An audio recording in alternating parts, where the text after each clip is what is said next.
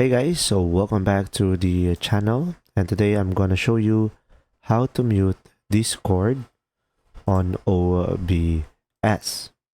So guys, to do this process, first is of course you could just simply open up your OBS.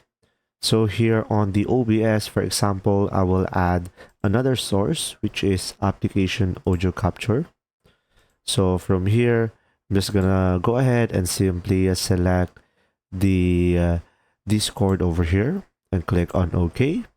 And now as you can see, we will have the application audio capture, and pretty much from here you could adjust the Discord sound pretty much based on your own personal preferences.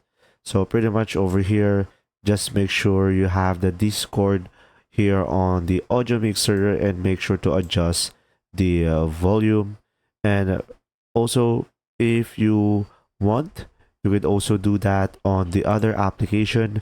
So for example, if you have the Discord into your browser, if it has a sound, you will have an option over here that you can mute a sound of the Discord. As you can see over here, you just simply right click the tab, and from here you should be able to see mute site, and it will be muted.